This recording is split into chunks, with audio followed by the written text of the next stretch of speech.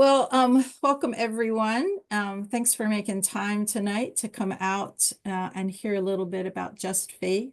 Um, as always, when we host CNET programs, our co-chairs of CNET, Kathy Hanna, who's on the call, and Dana Blackman, they're our co-chairs. When we host these things, we really try to listen to what people either approach us with or what formation folks are asking for information about. And lots of times we get requests about other curriculums or formation things that folks could use in their individual settings. And so when full disclosure, friends from my church, so Angie and I will continue to call you Sally, even though Sure. you speak Sarah on there. Oh, it does, And doesn't it? Chris, Yeah. they had approached because they've had just really good experiences with the Just Faith curriculum. And I think it's safe to say they're pretty passionate about it. And so they approached and how could we get the word out? And we said, you know what? CNET is a great way to start to connect with folks who do formation, to let them know what's what. So I'm going to let them sort of take the lead on this. I'll watch the chat, and Dana and Kathy, if you see me miss something, just jump on in as co-chairs extraordinaire that you are. I think the plan was for Chris to offer us an opening prayer. Do I have that right? Yes, Right. yes. And I'm going to do this as we do in the opening welcome and opening prayer for a Just Faith class. And this one comes from the second in the Faith and Poverty series, which is on a solidarity response. But it usually starts with a meditation and response to the last week's spiritual practice. So in the curriculum, the facilitator says, to bring us into our shared space, let's begin by finishing this sentence. This past week in my life, my spiritual practice of using an alternative mode of transportation was, and then once people finish and have shared their responses to that, the facilitator says, we hold these glimpses of our lived experiences as sacred. Thank you. Let us light our candle and then take a moment to center ourselves in God's presence. So this particular prayer is read by the two facilitators, but it is the prayer that's been attributed to Saint Francis. Lord, make me an instrument of your peace. Where there is hatred, let me sow love. Where there is injury, pardon. Where there is doubt, faith. Where there is despair, hope. Where there is darkness, light. Where there is sadness, joy. O divine Master, grant that I may not so much seek to be consoled as to console, to be understood as to understand, to be loved as to love. For it is in giving that we receive, it is in pardoning that we are pardoned, and it is in dying that we are born to eternal life. We usually then invite the group to pause for a silent reflection that can last up to 30 seconds. And then the facilitator says, may this call to empathy, compassion, and solidarity compel us forward on our journey to justice. Amen. Thanks, Chris. So Just Faith, how many of you, just show of hands besides Angie, Sally, and Chris, how many of you know about Just Faith products? Okay. So Sally, this is, I think, a good time for you to give us maybe a little overview of what it is. Just a little backstory, if you could. Yeah, I'm going to give some of the backstory. Then we're going to each tell you what it has meant to us. Okay. And then we'll also cover everything that they offer and some of the results that have come from taking Just Faith groups. So I think, and the details, the dirty details of what it costs at the end. And then who you can contact. So we'll kind of give you an overview, a long overview, and have time in between questions and answers. And as we go along, if you have a question, raise your hand, and we'd be happy to see what we can do with that. But I wanted to give you some background because it did start back in the 90s. And Jack Jezreel graduated from Notre Dame. He was a justice minister in a large church in Lexington. And he found that not many people knew what to do. And he'd offer things and people didn't come because people didn't understand about the justice. What does that mean in terms of this congregation? So then he began to form the Just Faith concept. And I was drawn to it because it seems to answer the baptismal covenant, for me anyway. When you strive for justice and peace among all people and respect the dignity of every human being. I mean, I would say that at every baptism. I'm a lifelong Episcopalian, so lots of times, but didn't really know what that meant. Jack he went to Notre Dame, as I said, and he is Catholic. So this was founded on Catholic social teaching when it began. And what I'm going to use some of the words on his website, there is a talk that he gives that you can go to. It says Our Story, and he will tell you, but what I'm going to do is just to shorten that, but I'm using some of the key words that he uses in that speech. And one of the things that Just Faith began as a way to invite and prepare people to explore the heart and the needs of the wider world.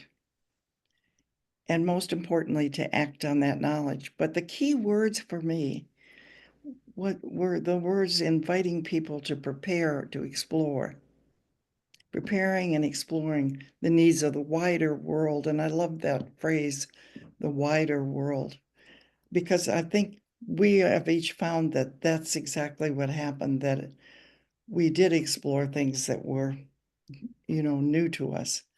So you're going to hear from each of us on how Just Faith has moved us and what the kinds of things that we've done in this area of justice.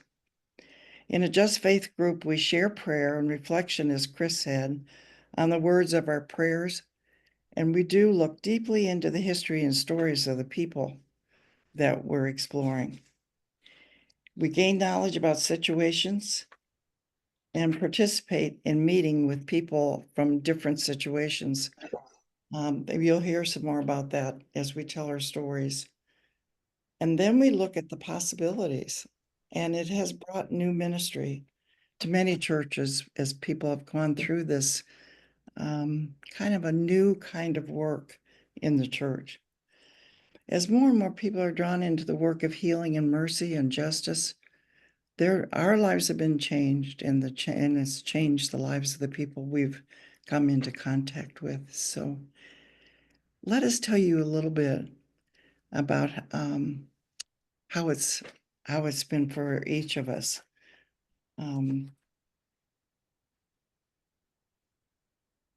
Who's going to go first? Angie, were you going to? Yeah. Angie. Yeah, I've got it. Yeah, I was introduced to Just Faith by Sally, actually. I don't know how many years ago it's been now, but it's been a while. And I went to one of their graduation ceremonies when they used to have those. And I was just amazed at the diversity. There were people of the Muslim faith, there were Catholics, there were, all kinds of people. But the main thing I wanted to talk about was this: Just Faith has expanded my vision of the good work that's being done in the world, especially to promote peace, justice, and equity. Before I was involved in taking and facilitating Just Faith courses, I had no idea there was an organization like this out there. And it is so accessible to literally anyone. Although Just Faith is not strictly a worldwide organization in the sense of having a physical presence in every country, it does operate globally through its programs and network with small groups in various locations around the world, allowing it to address social justice issues on an international scale. Therefore, it can be considered to have a global reach. For me personally, Just Faith has opened up a whole world of awareness in so many areas specific to the pursuit of justice and peace. And I believe the immersion of the topics offered in Just Faith courses encourage and empower me to follow my calling to do the work of Christ in the world. And that's a pretty strong statement, but I mean, it's exactly how I feel. You know,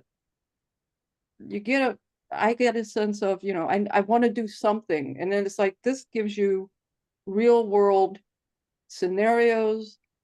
You'd learn through the books and through all the resources that you encounter during a Just Faith course that, oh my gosh, there's a whole world of people that are doing social justice work that I had no clue were out there. And it's like, it's such a hopeful thing, it's like I can't say enough about it.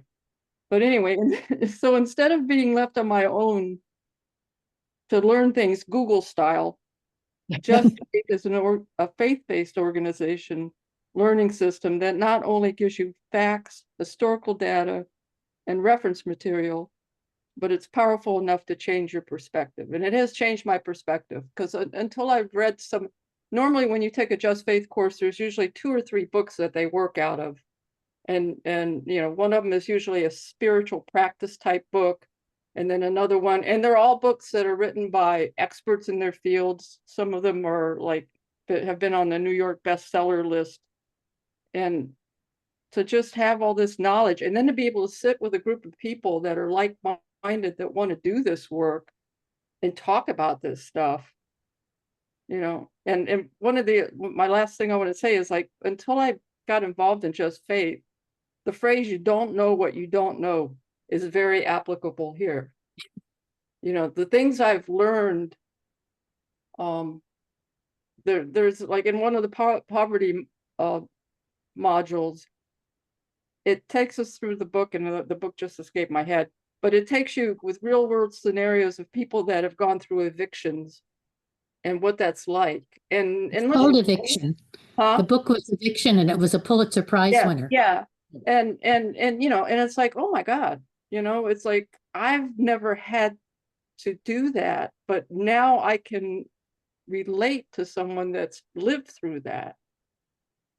So there you go. That's what it's meant to me. It was eye-opening. I'm still excited about all the various programs, and I'll talk about those later after Sally and Chris get done talking about how it affected them. Thanks. Anybody got any questions? Yeah, and you all are going to you've saved time at the end for questions too, right? And you all can put them in the chat. I'm watching the chat, and I've put a couple of links to the Just Faith website, and also the history mission that Sally mentioned, and just a couple of quick lists of some of the programs that are Just Faith programs. So feel free to list any questions you have in the chat, or wait till the end when we have time for questions. Thanks, Lynn. That helps. Thank you. Back in the 70s, that's a long time ago when I say that. But I was kind of working in the peace movement, and struggling with that a little bit. But I was at church, and I walked through the parking lot, and somebody had a bumper sticker on their car that said, "If you want peace, work for justice." And I thought, I don't even know what that means. So I started kind of looking around about that. And that's where I found there is a group in Norfolk, which is unique to Norfolk, which I didn't know. And it's a group of Catholic churches called Sowers for Justice. And they have been in existence for 30 years. And it's representatives from all the different Catholic churches in the Hampton Roads area. And so I found out about that, went to their meeting, and their name will come up again as we go through this. But I went to a Sowers of Justice meeting, and that's where I found out about Just Faith. So I joined a group back in the 90s, and at that time, their meetings were once a month for 9 months. No, I'm sorry, once a week for 9 months. And a group of us got together, and we couldn't do it every week. So we took 2 years and gave ourselves the name the Turtles, because we were so slow getting through. But in a way, that worked out really well for us. But what I wanted to tell you is they've changed that so that now the meetings are 8 weeks, once a week. But in addition to that, there's another week, and it's called the immersion experience. And that's where you have a chance to become a part of something. The first immersion experience I had, the first group, well, no, that was probably the second, but we went over to a village, I think, and I'm trying to think back, I think it was in Nancock on the Eastern Shore. And there was a Black community there that had just, they had no, they didn't have running water, they didn't have electricity. The people there got together and they worked with the city and they rebuilt the homes that they had. It was so impressive. It just has stayed with me. The courage, the determination of those people. That was an immersion experience that I would never have had if it hadn't been for the immersion part of Just Faith. Another time in an immersion experience, and actually it wasn't I went to a church locally about immigration, and they had people there that were from different countries and talking about their experience coming into this country. And when I got there, there was a Just Faith group there. I wasn't part of that group, but that was their immersion experience because they were studying immigration. So I think a really kind of different thing about Just Faith and what left a really big impression with me has been not just studying it, but also being with the people that are involved in the topic that we're studying. I've got my notes here, but I digress somewhat. When I did my first group, this is what was so unusual for me when I did the first group. It was in the 90s, and it was when we were in Central America, and that was pretty central to us, was to study the history of what had happened in Central America. And it was just something I had no idea about. And that has left a lasting impression. I have to say that the thing that it's left with me is I feel a part of the wide world, as Jack refers to it, rather than just going to church. And I've always done the outreach in some way, but this has just broadened that in such a way. It's had a really deep effect on my faith and what we can do. One of the things that we've done too as an immersion experience is we go visit legislators. We go to the General Assembly, and this is mixed in, what I'm telling you is mixed in between the Sowers of Justice group and Just Faith.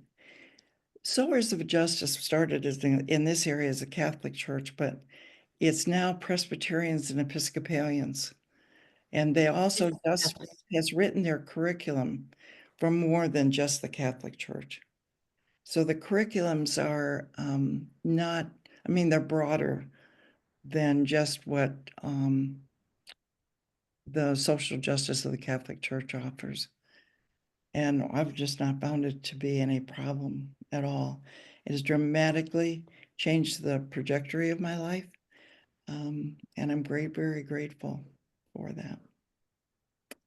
So Sally, I'm hearing you say that there are, I mean, through the various Just Faith programs that you're putting those baptismal promises into action, right? Am I hearing that right? Am I summarizing that right? Right.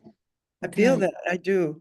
I'll add this, I don't know if I'm not jumping ahead of here, but I've just recently facilitated, and we'll talk about the facilitation in a minute, a group on ending gun violence.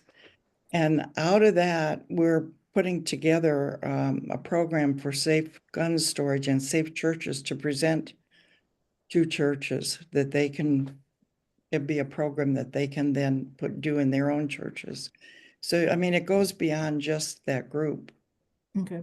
you know. And you all are gonna share with us, like, for those of us who haven't facilitated, like the three of you have, at some point, are you gonna tell us a little bit about what's the typical or what's the average, like, program? Because the folks who are on this call, for the most part, are all practitioners, right? So they're looking at, okay, what's out there? How might I use it in my particular context, be it with children, be it with youth, be it with college students, be it with adults. And so at some point, are you all going to hit the nuts and bolts of it?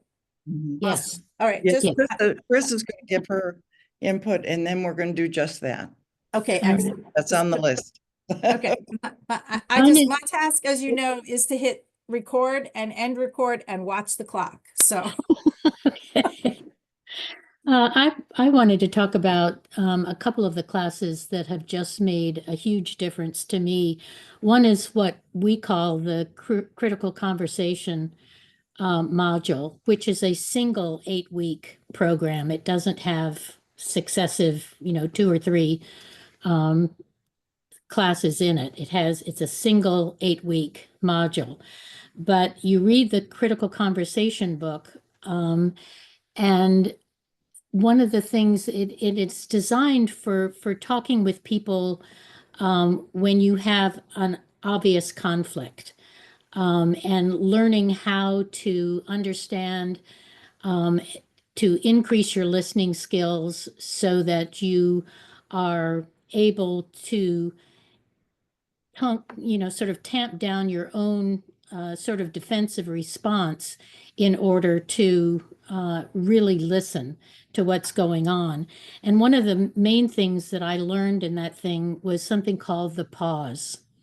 And having come from a family, and then I continued it on in the rest of my life, where, you just blurt out whatever you're thinking about, and it is not a good way to go.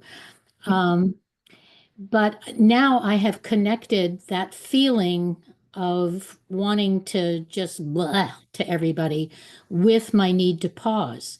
And it's given me the opportunity to kind of settle myself down, ask myself, what are the 3 questions, Angie, that I need to ask myself? Does it need to be said? Does it need to be said by me? And does it need to be said right now? Yes, crucial to me in my learning. And that's something I didn't learn until I was in my 70s. I didn't come back to the church until I was in 70. And now being 77, I feel like I'm catching up on some of the things that I needed to learn a long time ago. The other 3 classes that I took were the ones on faith and racial equity, faith and racial healing, and faith and racial justice. And that course, those 3 courses I took with the facilitators from First Lutheran, which was interesting because I was baptized at First Lutheran. So it was interesting to me to go back to that church and to meet those people who were really into the justice issues, at least the group of people that were there. And that's where I expanded on my learning, which I learned in sacred ground, about white privilege, and expanded it even into a greater understanding of the things that I had never known about, the things that I just assumed. that I assumed that I wasn't racist, but I would say stupid things like, I don't see color, that kind of thing, that I learned how harmful that is. One of the books that I read in the healing part of it was something called Post-Traumatic Slave Syndrome, America's Legacy of Enduring Injury and Healing by Dr. Joy DeGruy.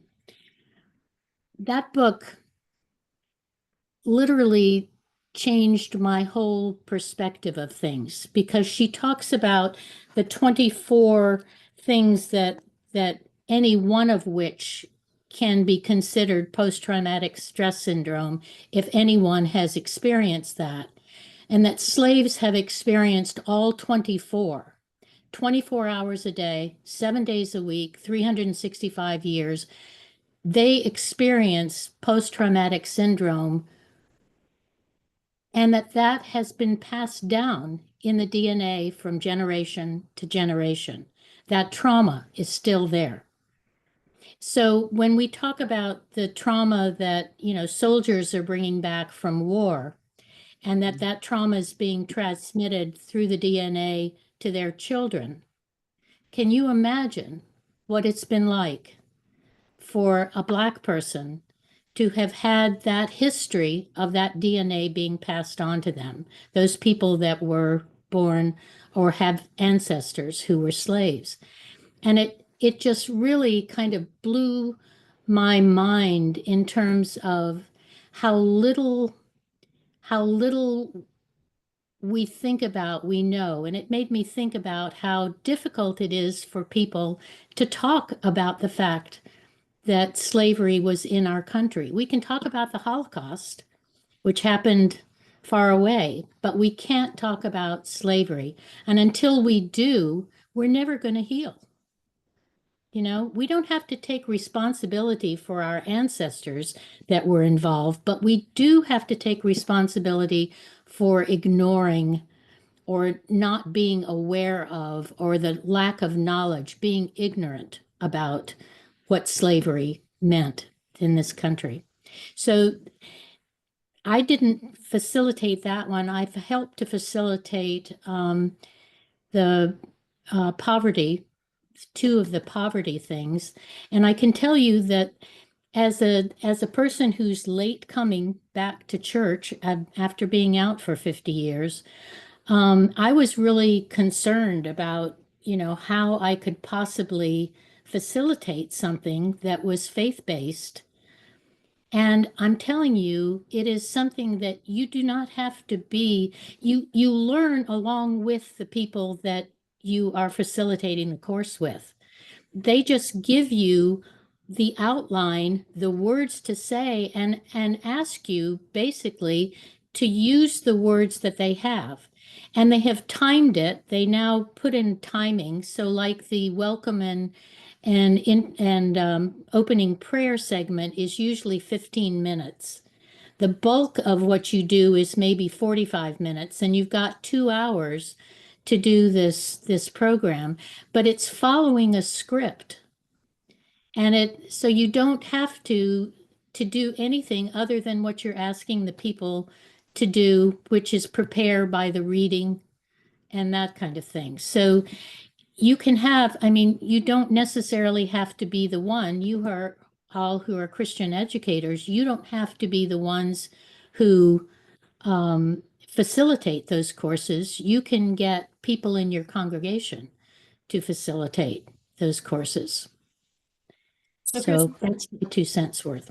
Chris, one thing that you said, and Dan, I know that you've facilitated, I've lost count of how many sacred ground circles you've facilitated, but one of the questions often afterwards is, okay, I want to do something else. So I'm hearing you say that this might be a something else. Yes. Yeah. To dig deeper into various justice topics, Right. especially after someone has done sacred ground. Right. Right. That one for me was my first introduction to learning the history and being confronted with that in a way that I had never been confronted before. So, what I've learned with these courses is to get comfortable with being uncomfortable. And when I am uncomfortable, is when I know I have something to learn. And that Just Faith has provided that challenge and that kind of, and Sally had made a good point about the what do they call the immersion things. In one of the racial things, we did an immersion where we went on the walk, the historic slave walk in Portsmouth. Who knew that was ever there? You know? And it was fabulous. It was absolutely fabulous. We had two people in character, people who had lived during that time, one free slave and a woman who is not a free, she was a slave. But they took us all around to the places where people entered the Underground Railroad, that kind of thing, which, this area has, I mean, that's our history. That's our history in Virginia. And it was fabulous to do that. And when we had the poverty group, where in every Just Faith course, you're asked to think about ways that you can pursue action beyond that. You're asked that both by the facilitators and in every class. How can we use this to pursue justice? What can we do as a group to pursue justice? And in our poverty class, we took both classes to a sewers meeting. And their minds were just blown, as mine was the first time that I went there, because they might have 20 people who are in that group, and each one has something like immigration or poverty or Haiti or every possible justice thing you can think of. There is a group that's involved in that.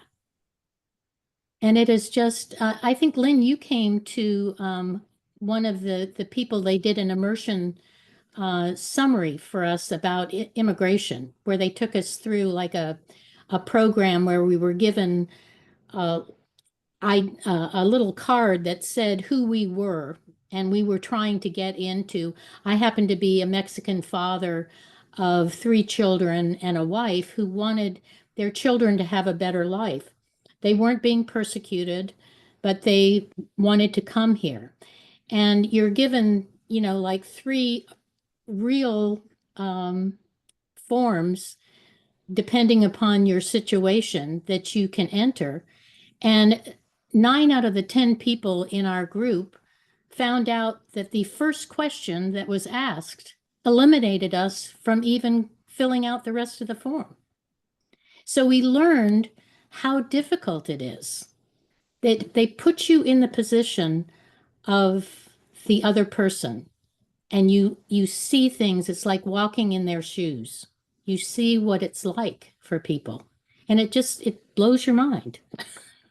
Yeah, Chris, I think you did that as just a sort of a sample during adult formation hour one Sunday, and the aha moment, right, of what we were being told in the news media, right, about how easy this is, and then the reality of oh my gosh, like I can remember, and it was just a role play, feeling hopeless over these forms are impossible. And then they did share statistics on how many years it takes people to be able to legally use the very complicated process. So it's 15 to 20 years generally. Yeah, there were definitely some aha moments there. Which I think that's the other piece, and I hope you guys are going to get to this, that there's the prescribed program, but the example you just gave, Chris, was there's ways to sort of expose people, I think, in like a mini program to you could learn more about this, right? Because I think that's what you were trying to do with that session at Ascension when we did. It was eye-opening, that is for sure. But that's one of the outgrowths, I think, of the Just Faith groups, is just the small modules like the immigration that are taken into churches individually for people to have an experience. That came out of the larger, the Right. group, and that's one of the byproducts. I think that's very, very helpful. Angie, do you want to talk about all what's offered? Yeah, I'm going to talk about some of the current programs. So, and you can also go up to the website. There's two of the programs that I don't have really any experience. I know they have a youth segment that I have no experience in that, but people that are interested in getting youth involved, they do have that. And then they have another one that's strictly from a Catholic perspective, but all the other programs are ecumenical and, geared not towards a specific religion so they're basic 8 categories that they have current programs for. They have advocacy, indigenous justice, poverty, migration, anti-racism, eco-justice, civil dialogue that Chris talked about, and preventing gun violence. And then each one of those will either have anywhere from 1 module to 3. So for instance, the advocacy one is equipping you for advocacy and grassroots organizing. So if and it's a little bit more of an advanced one, but it's called Just Action. And the title is actually How to Advocate and Mobilize for Justice. So that would be something like when I think Sally it was that talked about going up to Richmond and actually talking to legislatures and stuff like that. The indigenous justice one is a little bit of a newer one. It equips people of faith to stand alongside Native communities. And the title of it only has 1 module, and the title is This Land is Not Our Own, Seeking Repair Alongside Indigenous Communities. The poverty one actually has 3 modules, and this is one of the ones that I took. And the first one is Faith in Poverty, which is a biblical response, and it explores the gospel's call to respond to poverty. The second module in the poverty segment is Faith in Poverty, a solidarity response, explores local poverty and introduces participants to tips and tools they need to respond. I took this one, I think I only took 2 of these, but this was one that I took, and that's where I learned about an organization called Virginia Organizing that actually works with local governments to try to get sustainable housing and to help address the homeless issues. And then the third module in the poverty one is Faith in Poverty, a Justice Response. And it introduces you to the systems and structures that perpetuate poverty in the community. And that was a new concept to me. Because, you think about homeless people and stuff, but until I took this module, I never really thought deeply enough to recognize the things that are in place currently that are basically the cause of some of these situations, because the local governments aren't geared towards helping. They're geared towards regulating and keeping the streets looking nice and, those kinds of things. So anyway, and then another module is the migration one that only has the 1, and that was pretty much talked about by Chris. Then the anti-racism, undoing racism in our community, she talked some about that, but one of them is exploring power and privilege, and that was where I was introduced to the concept of, you have to look at who's got the power in this relationship and look at things from that angle. And the second module is Truth and Justice and Restoration, which Chris and Sally have addressed, the history of racism in the United States. The third module in it is Changing Systems and Structures, and it invites people to, in their own Christian-rooted responses to racism in their churches, workplaces, and communities. So that was Angie, I'm going to interrupt just for a minute. Yeah. It reminds me that Just Faith is constantly updating their things, because my 3 things were racial equity, healing, and justice, which will probably they cover much the same thing, but they have a different take on it. So it'll be interesting to me to take another racial thing just to see what the difference is. All right. Can I interrupt for a Sorry. second? So Yeah. Adrian's, she's had her Oh, yeah, hand yeah, up. yeah. I'm sorry, I'm still confused. I've never heard of this program before. So listening to Sally and Angie speak at first, I thought these were classes I sign up for. And then listening to Chris talk, I was like, okay, maybe it's curriculum you can buy, and then I'm supposed to lead it at my church. But then Angie, the way that you're talking again, I'm like, okay, no, maybe these are classes that I just take on my own. So can you start from square zero and explain what Just Faith is and could be in my church, because I still don't understand what it could be.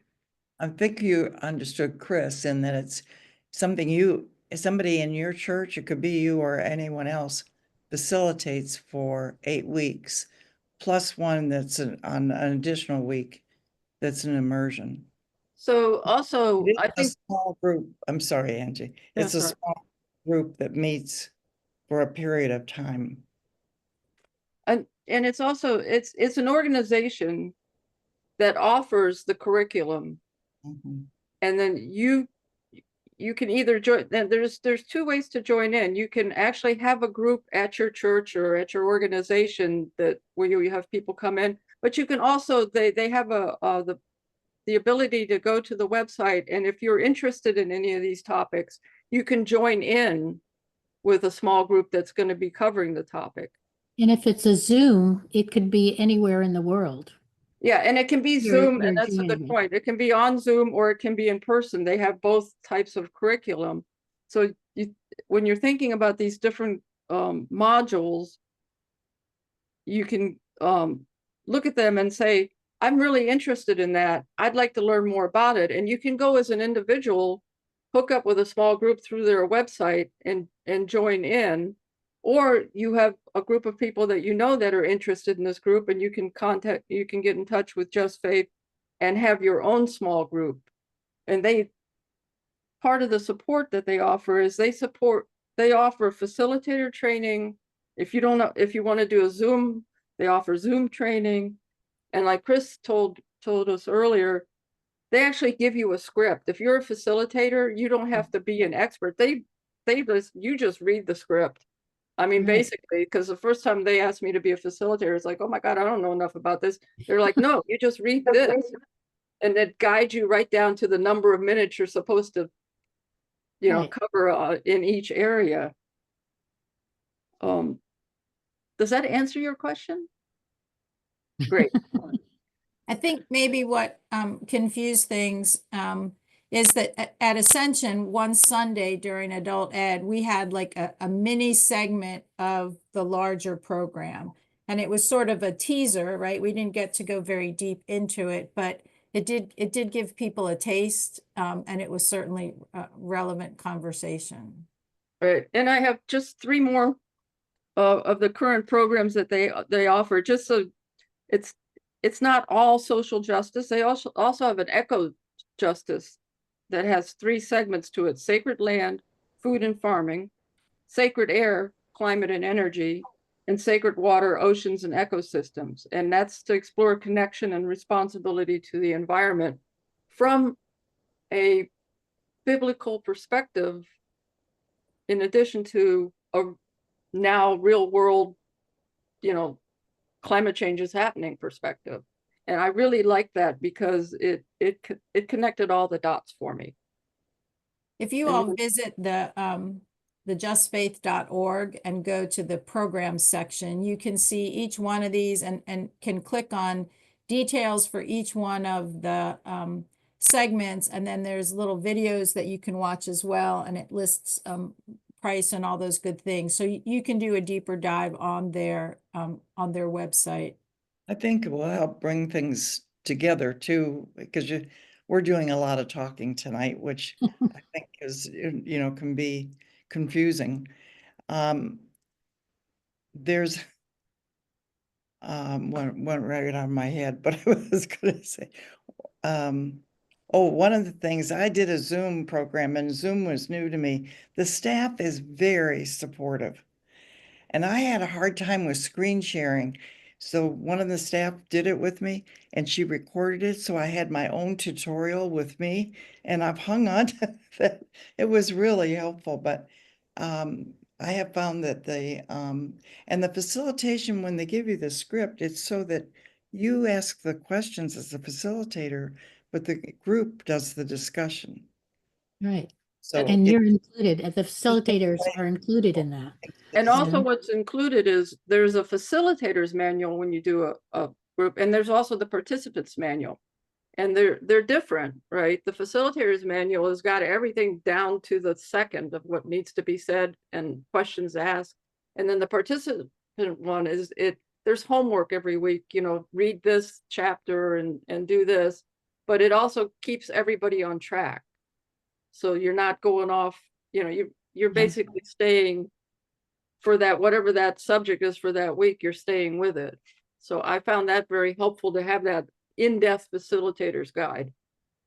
So friends, may I interrupt for a second? I'm mindful of the time. So I have 6:51. So one of the questions that always comes up for all of these good folk who have to manage budgets is some idea of what it might cost. And then I'm hoping that we could pause for a few questions. Sure. Yeah, I looked it up, and basically the number one thing to remember is JustFaith really wants to get the information out there. So do not let cost be a hurdle. If for some reason your organization can't afford it or whatever, still inquire about it, because there are scholarships available. When we've done it by a group, and usually they consider a good group to be anywhere from 8 to 14 participants. And that's $280 Yeah. $280 for the group, or $35 per participant. Right. And in the past, when we've done it, our church has always footed the $280 fee. Yeah. And we now have it as a line item in the budget. Yeah. For JustFaith. That's either Zoom or in person. Mhm. So that's the cost. And then the books, the participants are responsible to buy their own books, but you don't have, they have a bookstore. JustFaith has a bookstore, but honestly, their books cost more. So I've always gotten mine used off of Thrift Books or one of those places, and it doesn't really matter. You know, they don't care. So friends, questions that you might have for Sally or Chris or Angie about JustFaith. You've heard that they have liked it, that they've used it, that it's been in some cases, a deeper dive that has followed on from other programs outside of the JustFaith format. Any questions you have for these good folk? I have a question. So how does this compare to Church Next?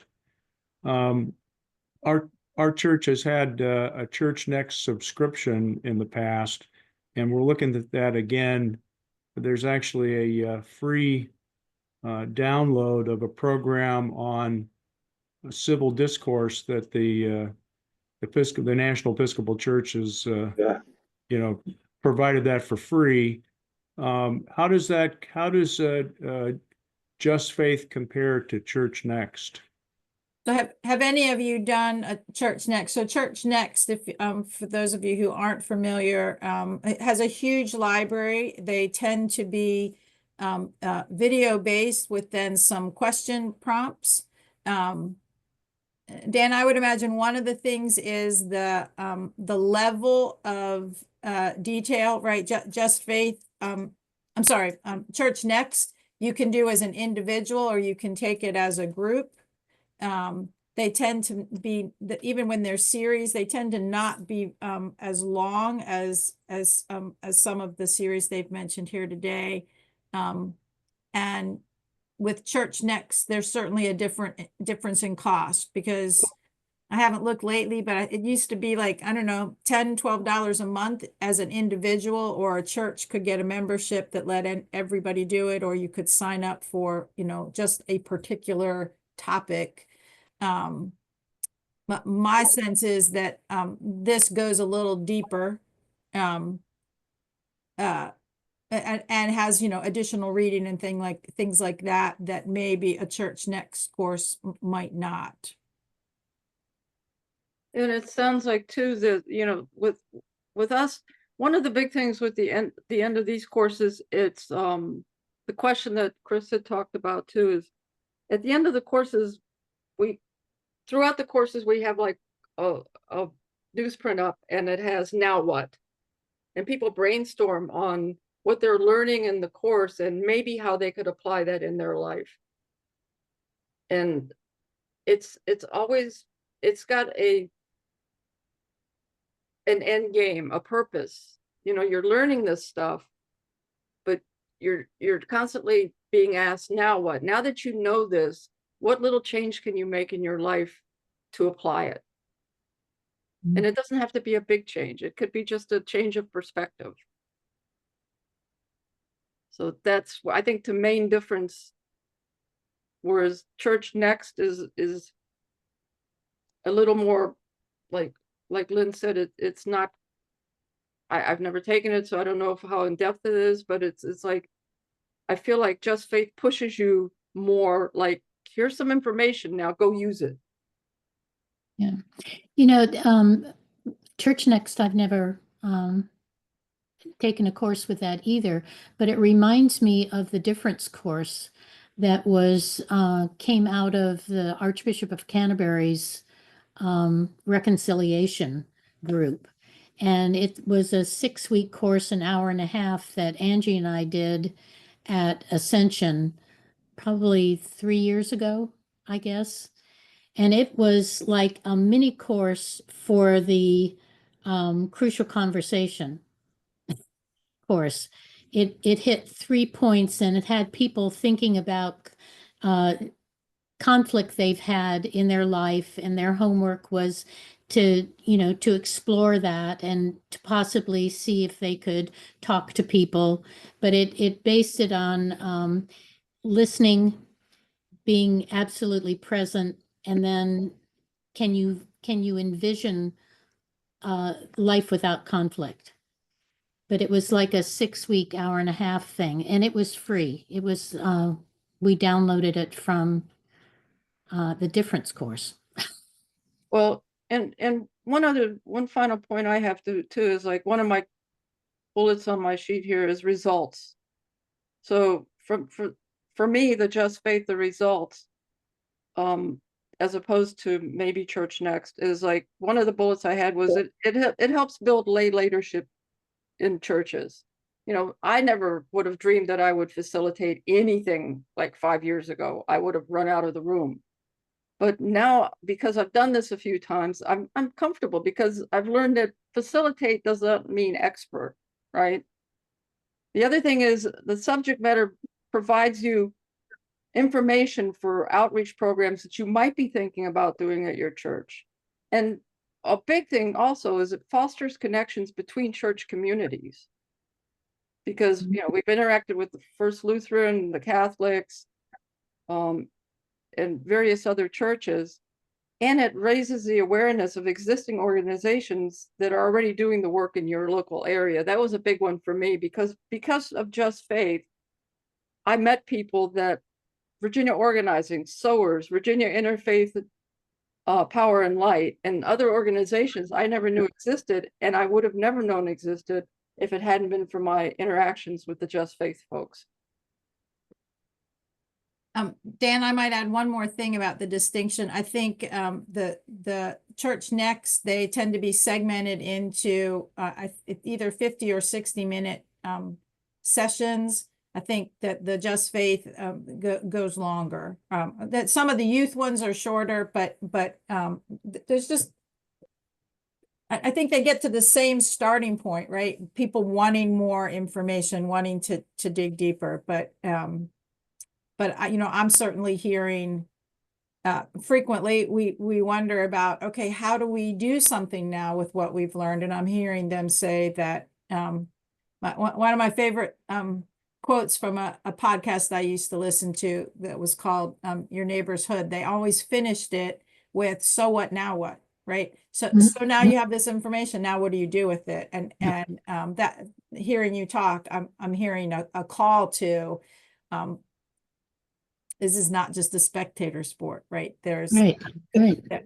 there's more asked of us, which, if I'm remembering right, is something we're charged with at the end of every service, if I'm thinking of things right, right? When our deacon or our clergy Go send out. out into the world.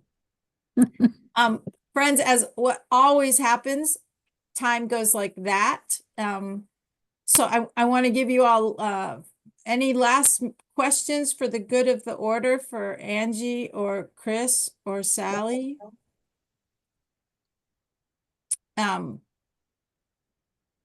Or if you think of them, email Rick, Lynn. do you have a question, or do you want to put it in the chat?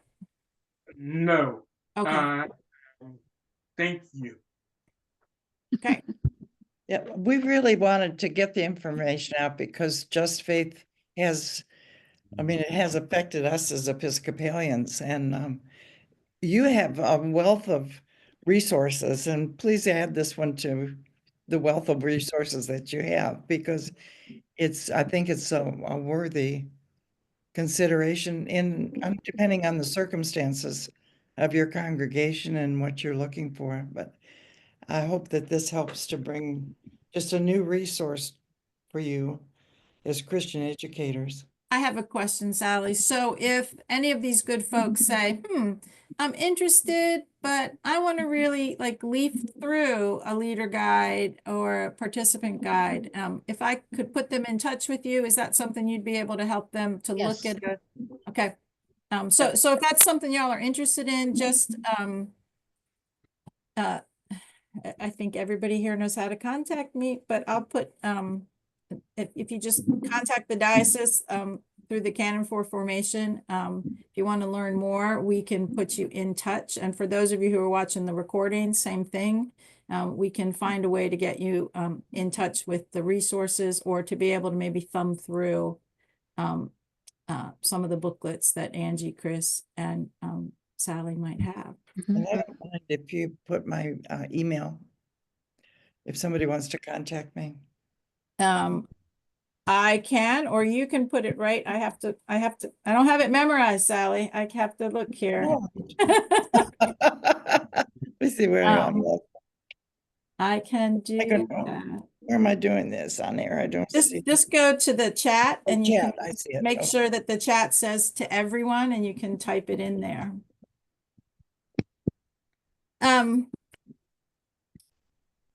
Okay, if I close this out with a prayer. Can I go ahead and do the one that we do at the end of every Just Faith? You absolutely can. Absolutely. Okay. This is called a circle of prayer, and this is a prayer that we say at the end of every class. We are disciples on a journey. We are the body of Christ broken for the world. We hold one another as we carry the concerns of each other and our neighbors. We pray also for the members of the Just Faith community across the country. Unite us through the power of your Holy Spirit, that together we might participate with you in the building of your kingdom in order to create a more just and peaceful world. Amen. And Thanks, y'all. We will wish you a deep and meaningful Lent, and you'll see real quick if you want Chris's or Sally's email. They're in the chat. You can also, if you don't have that, just remember that they're at Church of the Ascension in Norfolk. So lots of ways to reach them. Thanks, y'all, for making time. We wish you peace. Thank you. Bye. This is a busy week. We appreciate it very much.